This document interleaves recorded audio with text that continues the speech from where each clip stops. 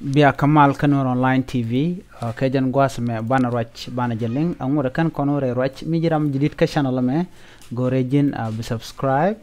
ke gorejin bi nyak bagane ko ken ko bu raja ndan lat ko gwas bu ko ci gwas de raja ban lat kajan gwas me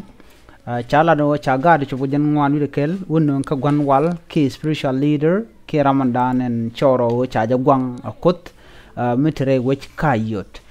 bana mandan en chalat bana jeling ko kan gat jen ngwanu de keleme wa gwaz mi chala raja ne ka jaron kindar jandaro ide we chewa eno te ka gat gore te ba nyoklo jokti cha kep a wai ami ke deshen bor ban raja dan le rod bana je kuleli ngwasame chala ne cha bon jak mi jen an bona cha jak cha jak mijen rewe ka juba muwa ka jongle ka yot gwaz me cha gat cho ko jen ngado kel captain ramkel malade engo te ka bom ke te ka wal ke sholo de spiritual leader ke me cha gwang ko kan gara to shika te ka ron gwazan cha ka captain jen gwan wal mo rewe ka yot enu do mo sholo ro de engo cha gwang ko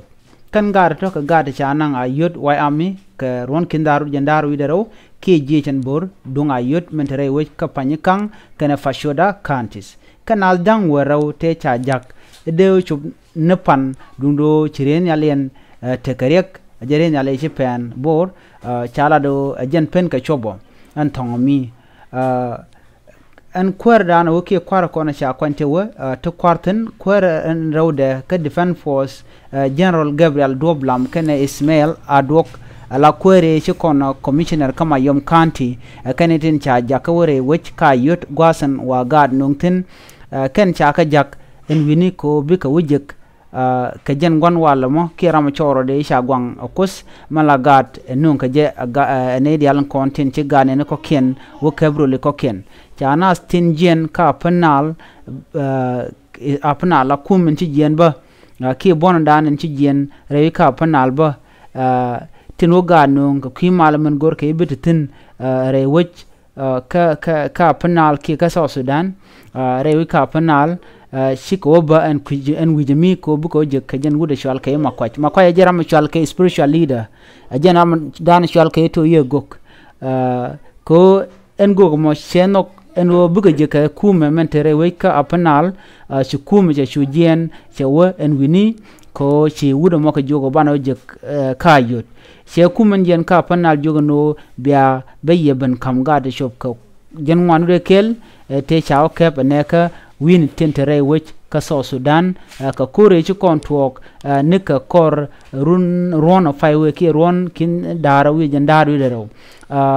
eneme akel mi ci twok ka gwade ci wo ko to kore ci twok ka panal cha gate chanang cha goro to bugo mo jen ba ko lojok jaro ja dan wona ka je kene der kona cha jak ko raja mo roj mi chala ramadan en la gok mitre wich ka ayut ko to bagat chireto ba ngun kan gade cha nang ke cha abdak ke gate chao nang gwakur